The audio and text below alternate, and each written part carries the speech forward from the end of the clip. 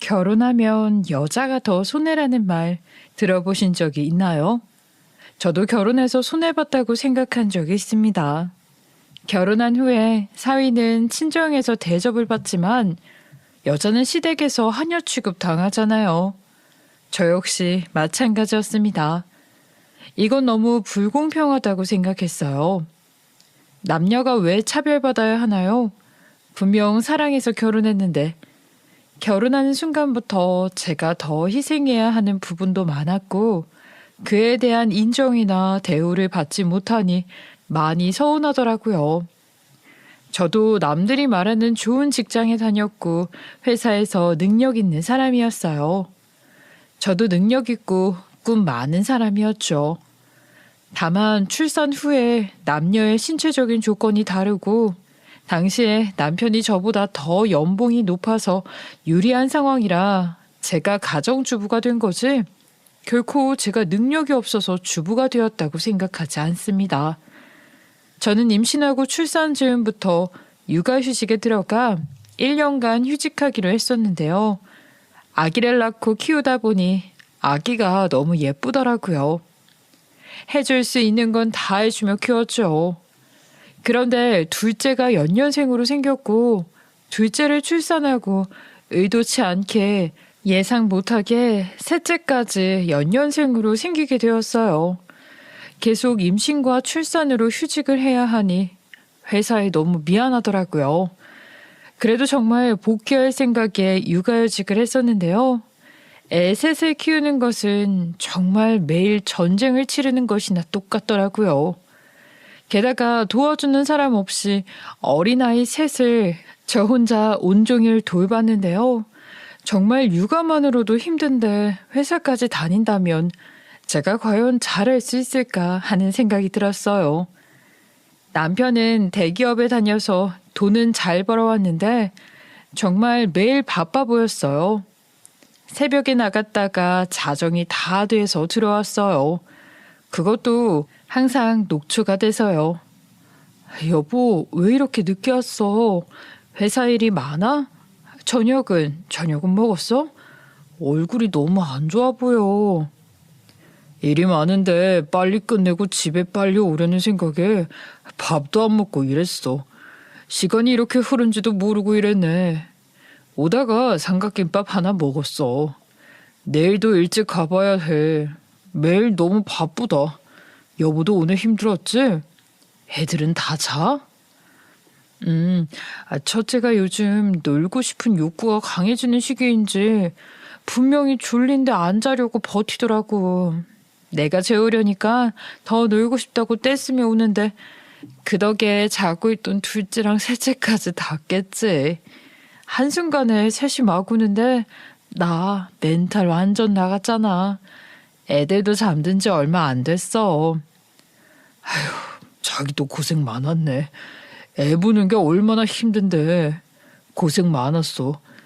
애들이 작으면 작은 대로 크면 큰 대로 힘든 것 같아. 자기 너무 힘들면 우리 사람 쓸까?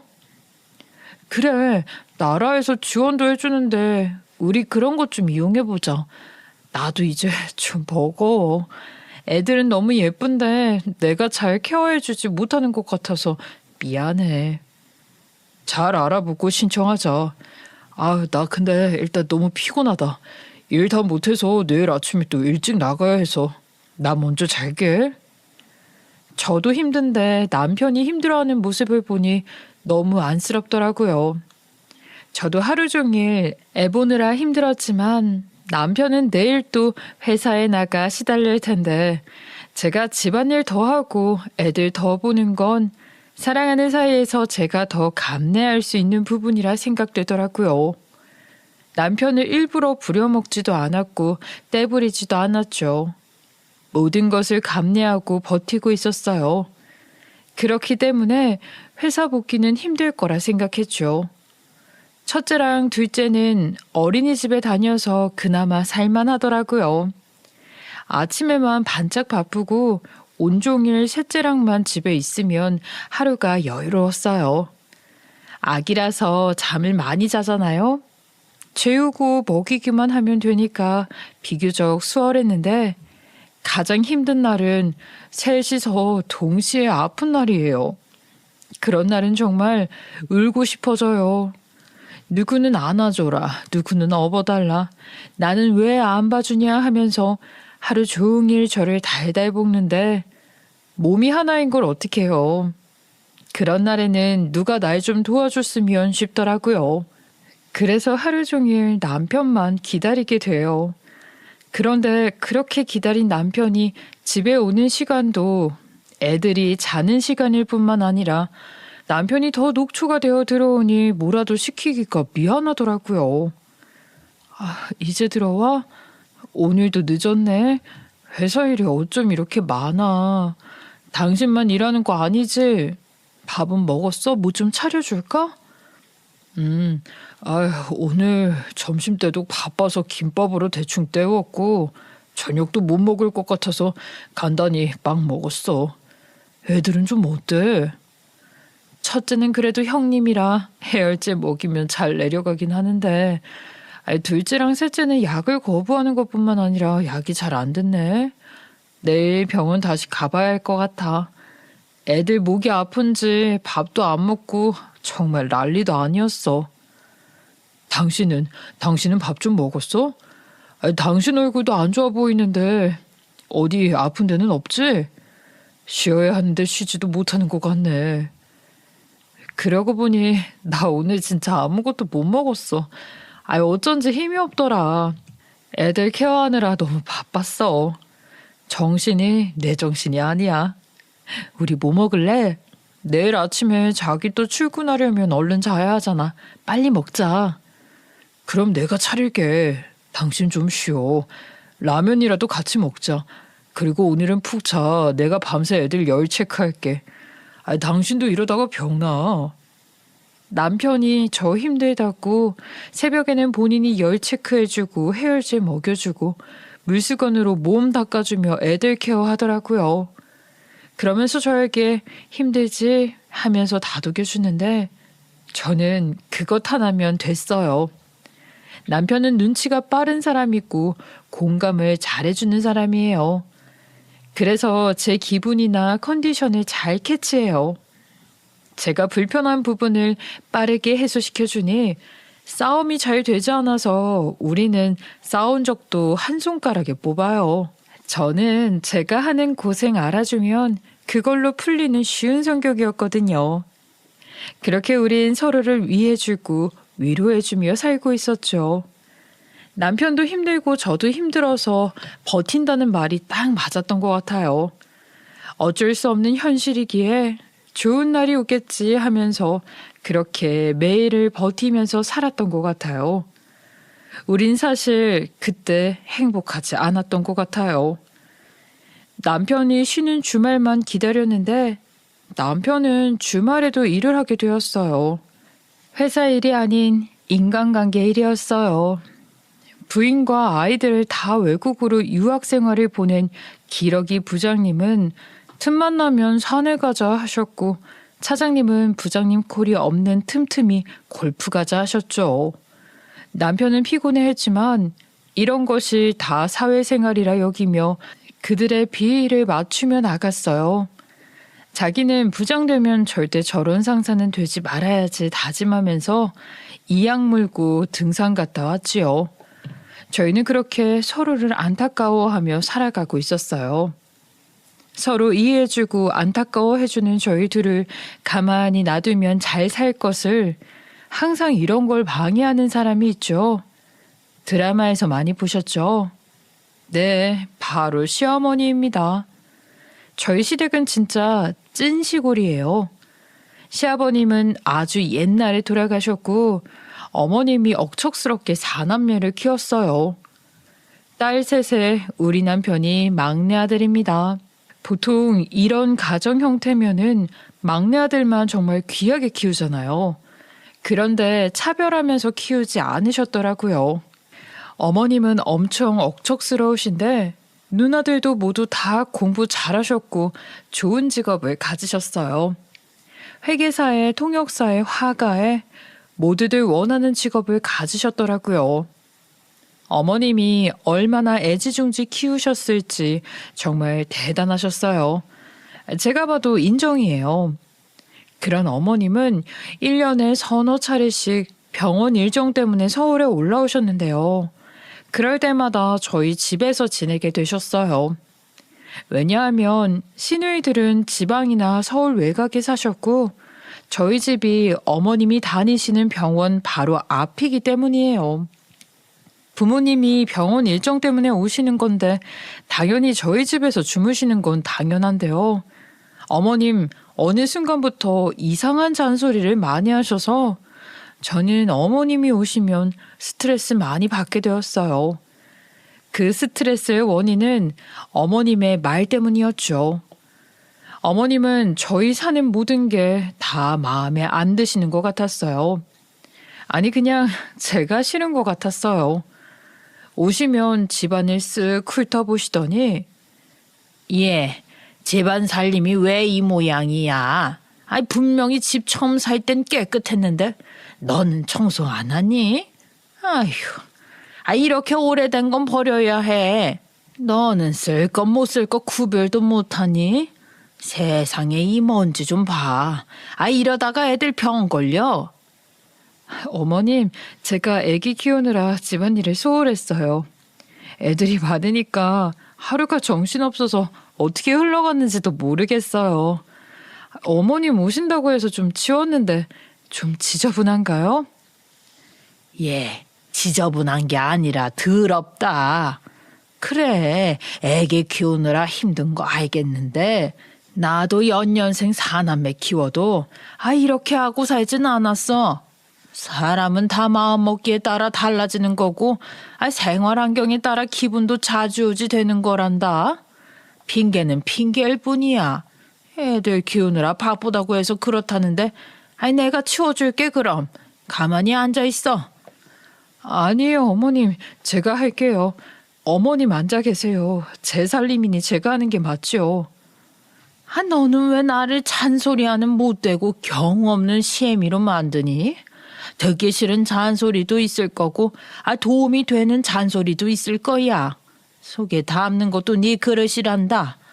내가 눈에 보이는 것만 치워줄 테니 낮잠이라도 자. 이럴 때 쉬는 거야. 어머님은 참 말씀을 잘하세요.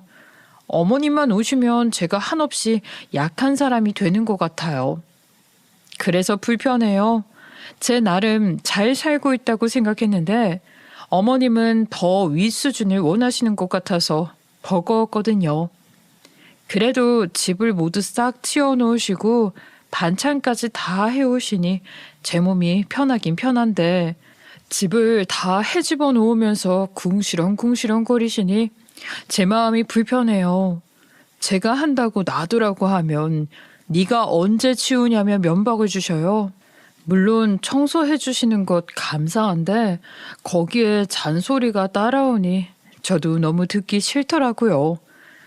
남의 집에 왔으면 남의 집 룰을 따라야 하는 게 아니겠어요? 그게 예의이고 그게 경우이죠. 전 그렇게 생각하는데 어머님은 아니시더라고요. 어머님의 막말은 살림뿐만 아니에요. 살림도 육아도 사회생활도 모두 다 완벽하게 했으면 하시나 봐요. 예전에 첫째 낳고 둘째를 뱃속에 품고 있었을 때였는데요. 첫째가 9개월쯤이었는데 그때도 어머님이 저희 집에 오셨거든요.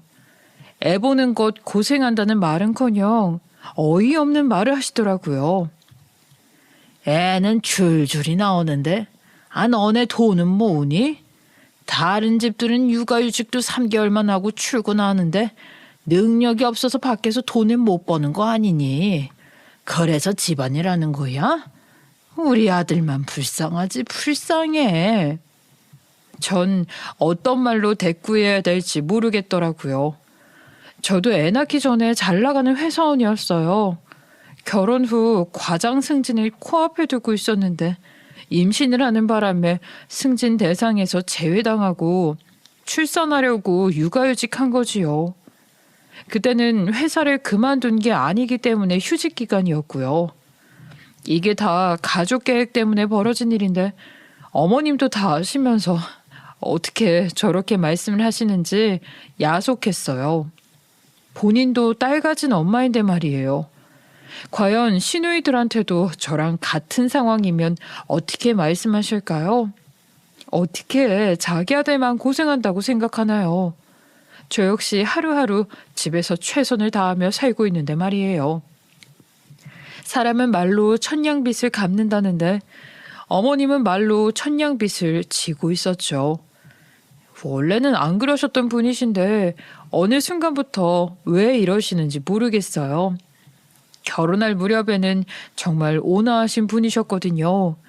저보고 남편이 화나게 하면 바로 이르면 혼내주겠다고 하셨고, 저희 맞벌이인데 바쁜데 제가 남편 밥까지 챙기는 게 번거로울까봐 밑반찬 잔뜩 해서 택배로 보내주실 정도로 저를 위해 주신 분인데, 어느 순간부터 성격이 바뀌시더니 저에게 모진 말씀들을 많이 하셨어요.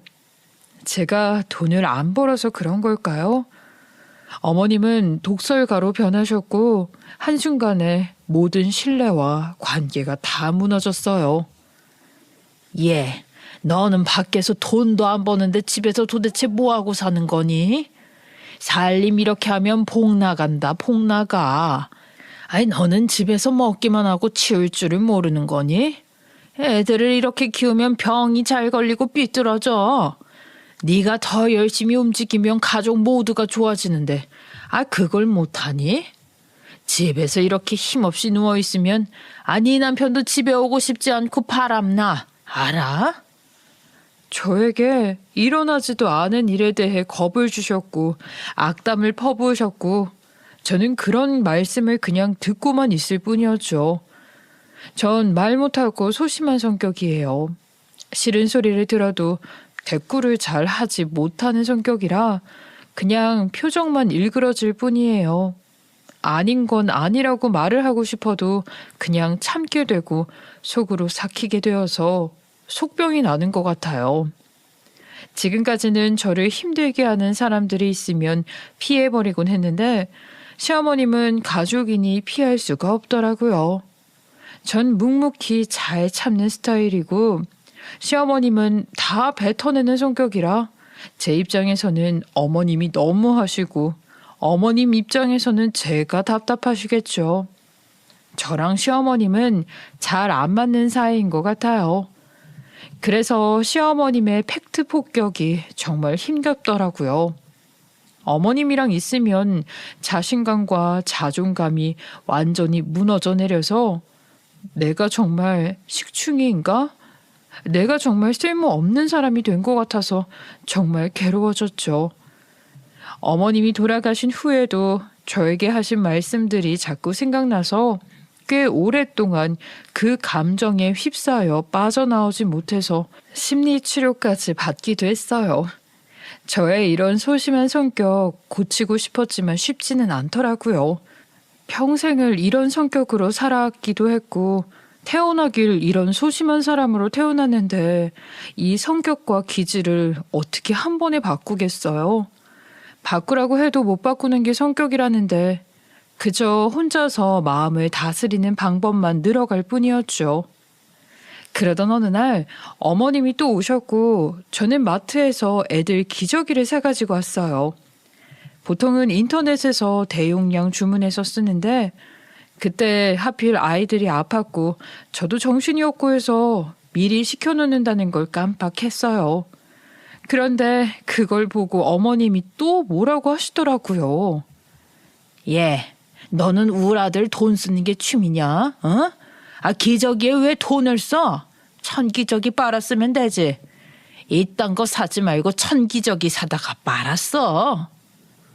애들 일회용 기저귀값 아까우니까 천기저귀 빨았으라는 말씀이셨어요. 정말 기가 막히지 않으세요? 저도 기저귀값 아끼려고 노력하고 있어요. 파는 것들 중에서도 제일 싼 것만 쓰고 있고 충분히 쓰고 버리고요. 저희가 그렇게 못 사는 편도 아니고 남편도 안정적인 직장 다니고 연봉도 나이에 비해 꽤 높은 편인데도 어머님은 그냥 제가 남편 덕 보면서 사는 게 싫은 것 같았어요. 자꾸 돈돈거리시는데 저도 너무 스트레스가 받더라고요. 그래서 그날은 소심하게 말했어요. 어머님, 요즘 일회용 기저귀 안 비싸요. 한 장에 몇백 원밖에 안 하고요. 그 정도는 저희가 사서 쓸 여유 돼요. 천기저귀는 빨 시간도 없고요. 여유도 없어요. 예, 나는 사남매 키우면서 매일 돈도 벌고 기저귀도 빨아 쓰고 청소하고 밥하고 애들 공부시키고 다 했다. 난 심지어 남편도 없었다. 너는 뭐가 부족한 게 있어서 그런 것들 다 못한다고 하니? 우리 때는 배달 같은 것도 없었어. 매일 밥 해먹고 살았지? 너는 배달해 먹거나 아니면 라면으로 때우더라. 애들 반찬도 다 사 먹이거나 대충 주는데 너 그렇게 애들 키우면 안 되는 거다. 너도 그렇게 먹고 살면 안 되는 거야. 어머님, 저도 최선을 다하면서 사는 거예요. 어떻게 다들 어머님처럼 살아요. 사람은 다 다양한 모습인 거죠. 어떻게 아이들 키우며 잘 살고 있다 다독여주진 않으시고 자꾸 저 책망만 하세요? 진짜 너무하세요. 그래, 너 말 잘했다. 이제야 네가 네 속마음을 말하는구나. 그런데 너 다독여준다고 네가 바뀌니? 너 바뀔 생각이 있긴 하니? 내가 이렇게 말해야지 너는 겨우 알아듣잖니. 널 다독여주는 사람 얼마나 많니? 네 부모님, 네 남편, 네 친구들. 그래서 너는 바뀌었니? 아니, 내가 보기엔 너는 그대로다. 현실에 안주하며 살고 있는 거라고. 엄마라는 자리는 그렇게 쉬운 자리가 아니야. 애를 낳았으면 그에 대한 책임을 져야 하는 거다. 알았니? 제가 어머님을 어떻게 이기겠어요? 그냥 네 하고 말 걸 괜히 말대답했다가 더 잔소리 들어서 기분만 더 상했죠. 사실 어머님 말씀 틀린 곳 하나 없는데요. 말하는 방식이 잘못됐다고 생각했어요. 예, 맞아요. 저도 애들 키우기 힘들다는 핑계로 남편이 벌어온다는 핑계로 더 열심히 살 수 있지만 이 정도에서 멈춘 것도 있겠죠. 우리가 지질이도 못 사는 편도 아니고 애들이 아직 어린데 제가 더 키우고 싶은 마음도 있어서 사회생활은 생각도 안 하고 있었는데 자꾸 어머님이 저렇게 말씀하시니 자꾸 일을 해야 하나 싶은 생각이 들었어요. 그래도 계속 아직은 때가 아니다 하는 생각이긴 했어요. 그런데 어느 순간부터 이 남편 놈이 생활비를 안 주더라고요. 여보, 안 좋은 소리 해야 할 것 같아. 미안한데 앞으로 대출 금액 빼고는 생활비를 못 주게 되었어. 미안해. 아니, 그게 무슨 말이야. 생활비를 왜 못 줘? 당신 회사 그만둔 거 아니지? 생활비를 못 주면 우리 어떻게 살라고. 그래 말이야. 내가 뭘 좀 사는데 돈을 많이 썼는데 그걸 갚지 못해서 월급 통장 가압류가 되었어. 그래서 돈이 없어. 최소 생활비만 준다고 해서 미안해. 뭘 샀는데? 말도 안 돼. 당신 거짓말하는 거지? 뭘 샀는데 월급을 주지 못할 정도야. 나 몰래 뭐 차라도 산 거야? 차보다 더 비싼 거야. 미안해. 나도 갚을 수 있을 줄 알았는데 상황이 이렇게 될 줄은 몰랐어. 그래서 말인데 당신 혹시 일할 생각 없어? 남편의 말은 앞뒤가 맞지 않았어요. 아니 전혀 저 몰래 뭘 살 사람이 아니고 그럴 만한 배짱이 없는 사람이거든요. 그런데 생활비를 주지 않는다고 하니 촉이 발동하더라고요. 시어머님이 뭐라고 꼬신 거라고 생각했죠. 혹시 당신 어머님이 그렇게 하라고 시켰어? 나 일하게 하려고 돈 주지 말라고 말이야. 어떻게 처자식이 있는데 생활비를 안 줄 수가 있어? 어머님이 그렇게 하래. 처자식 굶겨서 어머님이 얻을 수 있는 게 뭔데? 말을 해봐. 해보라고. 그런 게 아니고 여기서 엄마 얘기가 왜 나와? 내가 잘못했고 내 상황이 이렇게 돼서 그런 건데 우리 엄마 얘기가 왜 나오는 거야? 내가 애들까지 키우면서 어떻게 일을 해? 우리 셋째는 이제 돌지났어. 아직 애기라고. 무슨 생각으로 이러는 건지 모르겠지만 당신 진짜 가장 맞니?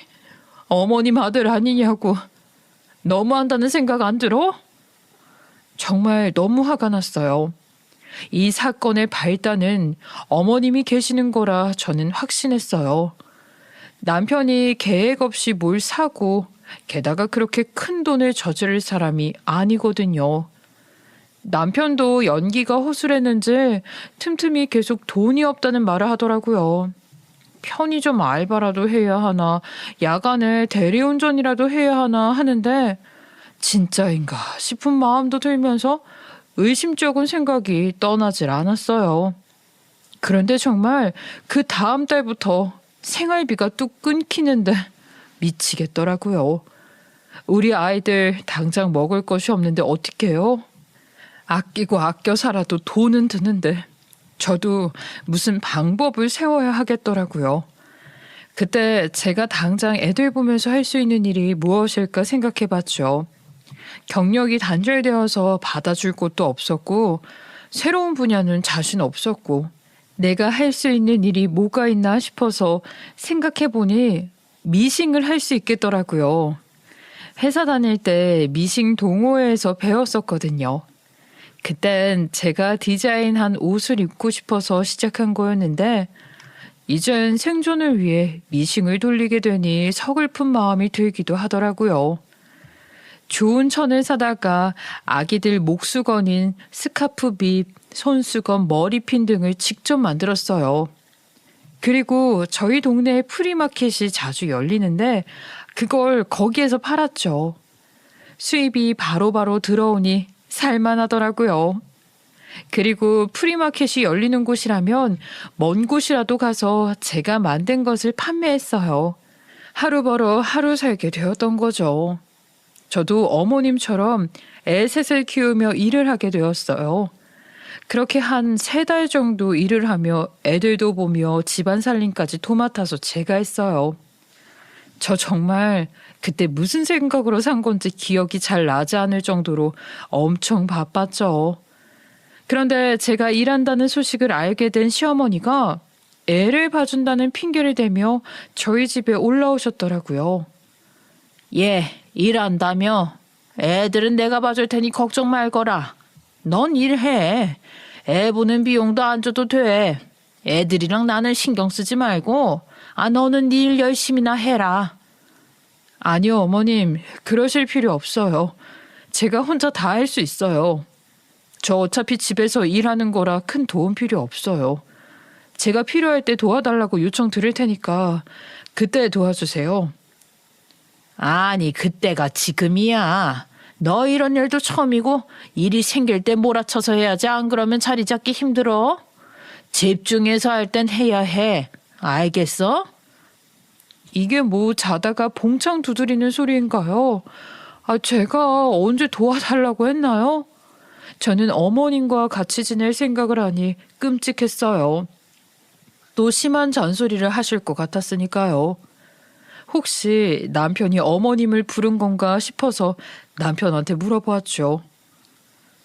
당신 혹시 어머님한테 나 일한다고 애들 봐주라고 도와달라고 그랬어? 지금 어머님이 우리 집 오셔서 나 일하니까 애들 봐준다고 같이 사신다고 하는데 말려도 소용없더라고. 혹시 당신이 말한 거야? 아니, 난 엄마한테 그런 말 한 적 없는데 그냥 당신 일 시작했다고만 말했어. 엄마가 애들 봐주면 좋지. 엄마 도움 받으면서 당신도 당신 일 집중할 수 있고 좋지 않아? 좋게 생각하자. 당신 지금 무슨 말을 하는 거야? 어머님 성격 몰라서 그래? 나랑 어머님이랑은 안 맞는다고. 내가 하는 사사건건 마음에 안 든다고 날 달달 볶으시는데 내가 어머님이랑 어떻게 좋게 생각하며 살 수 있겠어? 난 못 살아. 그럼 당신이 말해. 나는 엄마랑 살면 도움받을 수 있어서 좋을 것 같아. 엄마가 돈도 안 받고 애들 케어해준다는데 그건 너무 좋은 찬스지? 그냥 마음 불편하게 한다고 그런 거라면 난 말 못하니까 당신이 말해. 남편은 어느 순간부터 제 남편이 맞나 싶을 정도로 사람이 달라졌어요. 갑자기 소통이 안 되는 사람이 돼버렸어요. 그렇게 저를 위해주던 사람이었는데 왜 이럴까 싶었죠. 그때 저는 망망대해에 저 혼자 떠있는 기분이었어요. 누구 하나 도움이 되는 사람이 없었죠. 이 일을 어떻게 해결해 갈까 싶었는데 어머님께 다시 한번 저 혼자서 애들 키우며 잘할 수 있다고 말씀을 드렸는데도 불구하고 어머님은 한사코 거절하시면서 저희 집에 눌러 앉으셨어요. 며칠밖에 안 지났는데 매일매일 화가 나 미칠 것 같더라고요. 게다가 남편은 자기 엄마 왔다고 신이 나는지 엄마가 와서 좋다고 하는데 제가 돈을 많이 벌게 되면 필요도 없는 저 새끼랑 이혼해야지 하며 벼르고 있었어요. 그런데 어머님은 살림을 야무지시게 하시더라고요. 정말 우리 집이 반짝반짝 빛이 났고 애들도 할머니가 손수 만든 밥과 반찬을 잘 먹으며 밥 먹는 양도 많아져서 말랐던 아이가 살이 찌더라고요. 어머님이 막내 이유식까지 손수해 주시니 애들은 정말 행복해 보였어요. 예, 우리 장남이 오늘은 2그릇 먹었어. 세상에 애가 남을 이렇게 좋아할 줄이야? 정말 대단하지 않니? 비벼 먹으니 금방 뚝딱 하더라. 계란에다가 비벼서 2그릇은 먹었어. 제철나물 제철 음식은 약이란다. 이런 걸 먹어야 잔병치레도 안 하고 튼튼해지는 거야. 예, 어머님. 그럼 어머님이 계실 때 많이 만들어주세요. 애들 잘 먹으니까 보기는 좋네요. 예, 그리고 내가 천기저귀 사왔다. 이제 막내만 기저귀 떼면 되니까 내가 빨아서 입히마. 천이 피부에도 더 좋아. 비싼 일회용 기저귀 살 필요 없어. 네, 어머님이 하실 거라면 굳이 말리지는 않을게요. 그런데 옛날처럼 마당이 없어서 집에 넣을 곳도 마땅하지 않아요. 그런 건 감안해 주세요. 같이 살면서 느낀 건 어머님이 약간 달라지셨다는 거예요. 원래는 말끝마다 계속 절 깎아내리셨는데 어느 순간부터 잔소리도 안 하시고 온화해지시더라고요. 그래서 이렇게는 살만하다 싶었어요. 그런데 남편 놈은 계속 방관만 하더라고요. 어머님이 뭘 하든 제가 뭘 하든 말 한 번 시키지 않고 자기 할 것만 하더라고요. 도대체 왜 저러는지 모르겠어요. 자꾸 저런 행동을 하니 미워지더라고요. 결국 어머님은 천기저귀를 애한테 입혔고 어차피 어머님이 하실 테니 전 보고만 있었죠. 그런데 어머님이 셋째 돌보다가 넘어지셔서 팔이 부러지시는 사고가 발생했어요. 어머님은 한 팔로 애들 케어는 할 수 있었지만 무거운 걸 드는 거나 힘이 드는 일은 할 수가 없게 되었죠. 열심히 상품을 만들고 판매하고 와서 애기 기저귀 빨고 그게 제 일상이었어요. 너무 힘들었겠죠. 도움이 안 되는 사람 둘까지 제가 다 케어를 해야 하는 게 너무 화가 났어요. 그날도 화를 엄청 내며 애들 기저귀를 빠는데 아니 기저귀 속에서 뭘 발견했습니다. 웬 작은 봉투가 들어있었어요. 저는 뭔가 싶어서 봉투를 조심스레 열어보았더니 경악할 물체를 발견했지 뭐예요.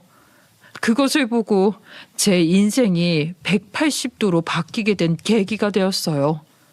그건 바로 부적이었습니다. 그리고 어머님의 간절한 소원이 담긴 글이 적혀 있었죠.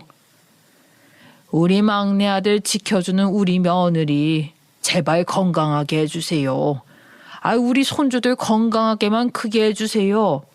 모든 아구는 저에게 주시고 제발 우리 며느리 건강하게 해주셔서 이 가정의 평화를 깨트리지 않게 해주세요. 며느리 말고 제 목숨을 가져가세요.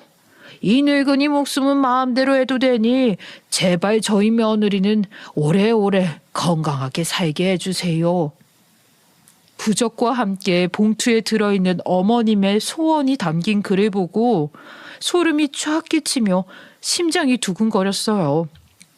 이게 과연 무엇인가 싶어서 어머님께 그것을 들고 갔죠. 저기 어머님 주무세요? 제가 빨래하면서 기저귀 속에서 이걸 발견했는데요. 이거 뭐예요? 웬 부적이에요? 아이고, 봤니? 내가 그것 때문에 여기 온 거야. 너 지켜주려고. 내가 이렇게 다친 게 부적에 효험이 있나 싶다. 잘 됐다. 그치? 어머님의 그런 말투와 표정은 너무 오래간만에 보는 거였어요. 저를 안쓰러워하고 불쌍하게 여기시는 표정과 부드럽고 온화한 말투. 제가 처음 봤을 때 어머님의 모습이었어요. 어머님, 그게 무슨 말씀이세요? 저를 지켜주려고 오셨다니요. 저 뭐 안 좋아요? 어디서 안 좋은 소리 들으신 거세요? 그거 다 미신이에요. 그러자 시어머님은 갑자기 눈물을 뚝뚝 흘리시며 그동안의 이야기를 전해주시더라고요. 저는 좀 통통한 편이에요. 아니, 좀 뚱뚱하다고 말할 수 있는 편이죠. 원래는 엄청 날씬했었는데 첫째 임신 후에 몸이 한순간에 망가지더라고요. 회복도 할 새 없이 둘째를 임신했고 연달아 셋째까지 가지게 된 거였죠. 건강이 안 좋을 때 임신을 해서 그런지 셋째 때 고혈압, 당뇨도 와서 정말 몸이 많이 안 좋았었어요. 임신 유지가 힘들 정도로 셋째 자체가 많이 힘들었어요. 그때 출산날 의사가 그러더라고요. 출산하다가 힘든 상황이 올 수 있다고요. 그 말은 즉 제가 생명을 잃을 수도 있다는 거였어요. 어찌됐든 저는 어미 입장에서 출산을 하고 싶었고 확률이 있는 거지만 아닐 수도 있기에 출산을 감행했고요. 병원 측에서는 이런 설명을 받았고 내용을 충분히 이해하고 출산에 동의한다는 합의서를 쓰고 출산을 했어요. 다행히 아무 일이 안 일어나긴 했는데요. 그때 몸이 완전히 망가졌고 부은 건지 살이 찐 건지 아무튼 거대해지고 망가진 몸을 출산 후 치료를 받았지만 효과는 별로 없었어요. 네가 잘 살아있는 게 모두가 바라는 일이다. 네가 건강해야 나 편한 일이고 네 남편이 편한 일이다. 더불어 애들도 아픈 엄마보다는 건강하고 활기 넘치는 엄마가 정서에도 좋지 않겠니? 나는 네가 너무 안타까웠어. 꽃다운 나이에 애들 줄줄이 셋을 낳고 자기를 챙기지도 못하는 네가 날 보는 것 같아서 안타까웠어. 그래서 그렇게 모질게 대한 거야. 자꾸 날 보는 것 같았거든. 어머니, 그러셨군요. 그런데 어머님이 대단하신 거예요. 어머님이 열심히 사신 거지. 제가 그렇게까지 못 사니 답답하셨을 것 같긴 해요. 아니다. 넌 나보다 더 많이 배우고 젊지 않니? 분명 너는 나보다 더 나은 삶을 살 수 있을 건데 자꾸 현실에 안주하는 게 보였어. 몸도 나처럼 아프다고 하니까 그래서 그랬던 거야. 저를 향한 어머님의 간절한 응원이 제 마음속을 파고들었어요. 아이들을 지키기 위해서라도 제가 제 스스로를 가꿔야 할 필요는 있었죠. 운동을 해야 하고 몸을 많이 움직여줘야 하는데 제가 애들을 키우며 힘들다는 핑계로 매일 집에만 있다 보니 더 몸이 안 좋아졌죠. 그래서 어머님이 일부러 움직이라고 천기저귀 얘기도 하시고 집안일 얘기도 하셨대요. 면박을 주면 일을 더 열심히 할 줄 알고요. 그런데도 어머님 말씀에 제가 반응을 하지 않자 남편한테서 생활비를 끊으라고 시켰다고 하더라고요. 돈이 없으면 어쨌든 벌어야 하니까 몸이든 머리든 움직이게 되어 있으니까요. 그런데 어머님, 이 부적이랑 편지는 뭐예요? 그게 왜 우리 셋째 기저귀 속에 있는 거예요? 저에 대한 부적이라면 저한테 있어야 하는 거 아니에요? 그게 말이다. 내가 원래 사주 점 그런 거 잘 안 믿는데 올해 어쩌다가 한번 가게 되었어. 그 무당이 뭐 별거 다 맞춘 걸로 유명한 사람인데 올 여름까지 너한테 나쁜 운이 꼈다고 하더라고. 그런데 너랑 나랑 사주가 비슷하다더라. 무슨 풀이로 비슷한지는 모르겠는데 어쨌든 비슷한 사주를 가진 사람이 한 집에 살면 그 애군이 그 사람한테 간다더라고. 그래서 같이 살라고 했던 거야. 그리고 그 부적은 내 부적이야. 애군을 빨아들이는 부적. 너한테 갈 애군을 나한테 오게 하는 거지. 내가 잘 쥐고 있었는데 어쩌다가 셋째 안고 있다가 기저귀 속으로 들어갔나 보다. 이리 주렴. 시어머님은 제가 들고 있던 부적을 가지고 가셔서 바지춤에 넣으셨어요. 그리곤 안심이 되는지 편안한 표정을 지으셨죠. 내가 그동안 모질게 말해서 미안해. 그런데 무당도 그러더라. 너는 좀 많이 움직여야 살 팔자라고. 그게 일이어도 좋고 운동도 좋고 놀러 다녀도 좋은 거래. 어쨌든 집에 있으면 안 좋대. 그런데 네가 너무 집에만 있는 거 아니겠니? 집에서 애들만 보고 있으니까 네가 너무 안타까웠어. 무당이 그렇게 살면 필팔자도 안 펴진다고 하더라. 너를 상황적으로 몰아가면 생각을 달리할 거라고 해서 미안하지만 내가 네 자존심 건드는 말을 많이 하게 된 거야. 그러면 네가 생각을 달리할 거라 생각했어. 그래서 더 모질게 굴었지. 미안하다. 내가 그렇게 말하고도 속이 너무 상해서 나 혼자 많이 울었다. 그러셨구나. 어쩐지 저는 어머님이 그런 사람이 아니라는 걸 알고 있었는데 왜 저한테 갑자기 모질게 구실까 했거든요. 그런 이유가 있으셨구나. 제가 어머님 얘기를 안 들었네요. 죄송해요. 그럼 이 편지는 뭐예요?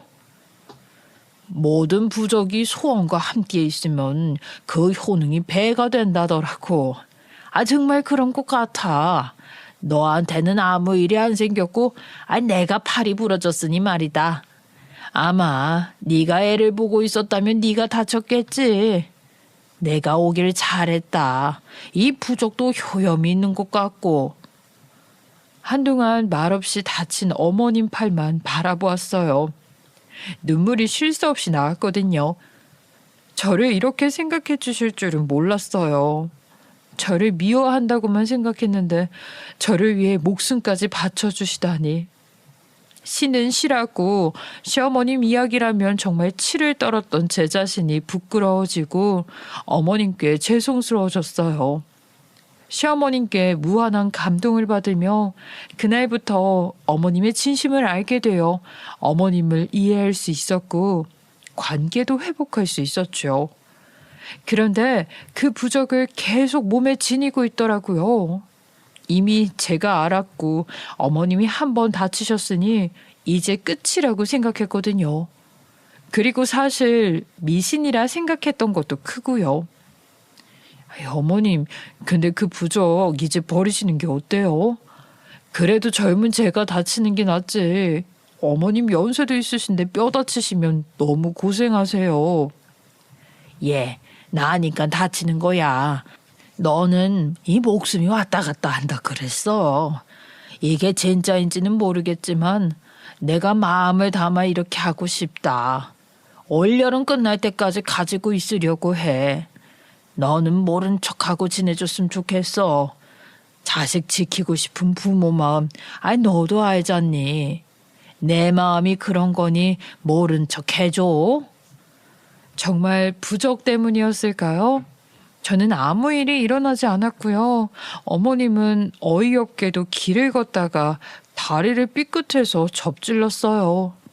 발목을 많이 다치셔서 한동안 한의원에 다니셨는데 이런 일이 자꾸 생기니 그 무당말이 생각나는 게 당연하잖아요. 어머님도 완전히 그 무당말에 심취해 있으시고 다른 것도 아니고 저 살게 해주려고 어머님이 이런 고생을 해주시는데 무당말이 맞든 아니든 좋은 건 받아들이고 나쁜 건 피하는 게 맞는 것 같아서 그렇게 살게 되었어요. 그리고 무당이 했던 충고 중에 열심히 일을 해야 제 몸도 좋아지고 제 복도 들어온다고 했었잖아요. 그래서 저는 더 열심히 일을 했어요. 미싱일이 이렇게 저의 적성에 맞는지 몰랐는데 재미있더라고요. 게다가 제가 만든 물건을 다른 사람들이 마음에 들어 사가는 것도 정말 뿌듯했고요.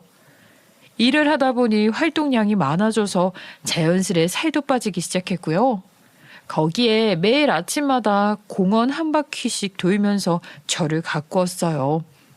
출산 전보다는 아니지만 저는 꽤 살이 많이 빠졌고 가벼워진 느낌도 받고 건강해졌어요. 그러자 더 체력도 좋아졌죠. 매일 아이들에게 인상 쓰며 제 몸이 힘든 것을 표현해 왔는데 요즘에 아이들이 그러더라고요. 엄마가 일하고 나서 몸도 건강해지고 기분도 좋아 보인다고요. 네, 맞아요. 정말 그렇게 됐어요. 애들로는 역시 정확하더라고요. 아이들에게 그동안 좀 미안해졌고요. 뭔가 마음이 좋아지자 일의 능률도 올라가고 아이디어가 샘솟아서 지금은 핸드메이드 사업을 운영하게 되었어요. 아직 직원도 몇 없는 작은 회사이고 큰 돈은 아니지만 안정적인 수입을 창출하고 있는데 돌이켜 생각해보니 정말 어머님이 아니었으면 이렇게 성공하진 못했을 것 같아요. 그리고 남편은 그동안 모른 척해서 미안하다고 하더라고요. 그리고 사실 그때 돈은 정말 엄마가 주지 말라고 해서 안 준 게 맞았대요. 여보야, 진짜 미안해. 근데 엄마가 그러더라. 와이프 살리고 싶으면 잘 생각해보라고. 그래서 그랬어. 미안해.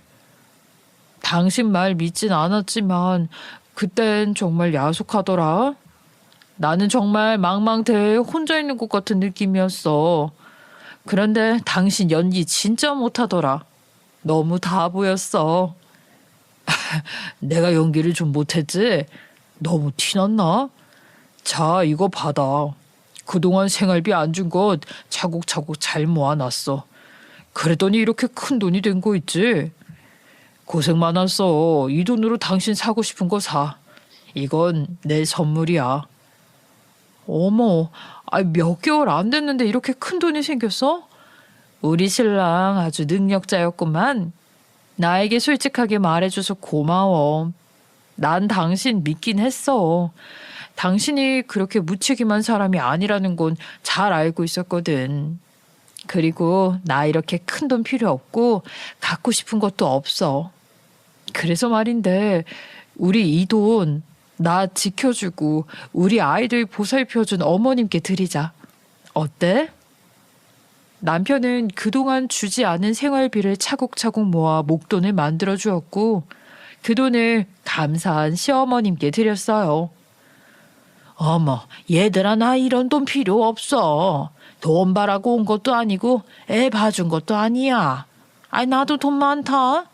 이 돈은 니네 써라. 대출 받은 것 일부 상환하고. 어머님, 그래도 저희가 이렇게라도 마음을 드리고 싶어서 그래요. 저희 마음이니까 받아주세요. 아유, 이렇게 큰 돈을 받기에는 뭐한데. 그럼 우리 이 돈으로 여행이나 가자꾸나. 이제 입추라 괜찮을 거야. 너네들 데리고 여행도 한번 못 갔잖아. 이참에 휴가 내고 여행 가자. 애들도 좋아할 거야. 좋은 생각인데? 우리 신혼여행밖에 다녀온 게 없잖아. 당신 입덧도 심해서 태교 여행도 못 가고 이참에 다 같이 갔다 올까? 그렇게 저희는 시어머님과 함께 3박 4일 제주도를 다녀왔어요. 어머님이 있으니까 애들 케어하기도 편했고 맛집도 다니고 바다에서 수영도 하고 호텔에서 관리도 받고 정말 편하게 잘 지내고 왔어요. 그리고 어머님은 제주도 여행을 끝으로 본가에 내려가시게 되었어요. 여름이 끝나고 입추도 훨씬 지났거든요. 무당이 말했던 여름은 끝났어요. 사람 든 자리는 몰라도 난 자리는 안다는 말이 있잖아요. 어머님이 돌아가시니 집안이 썰렁하더라고요. 그동안 어머님 계셔서 편했었구나 싶었고요. 애들도 할머니와 추억이 많아서 하루 한 번은 할머니랑 통화를 하더라고요. 많이 보고 싶나 봐요. 저도 어머님 밥 먹고 싶어서 아쉽기도 했어요. 시어머님의 잔소리가 절 죽이게도 만들고 살리게도 만들었던 것 같아요. 그리고 어머님 덕분에 나쁜 일도 생기지 않았고요. 본의 아니지만 돈을 모으게 되어 우리 가족 처음 여행도 갈 수 있었고 또 저를 사회인으로 꺼내주신 것도 다 어머님 덕분인 것 같아요. 친자식, 며느리, 사위 가리지 않고 모두 다 자식이라 품었던 저희 시어머님의 마음 정말 대단하시죠? 저는 진짜 존경하게 되었는데요. 저의 이야기로 여러분들도 많은 것을 느끼셨길 바랍니다. 그럼 몸 건강, 마음 건강 모두 잘 챙기시길 바랍니다. 감사합니다.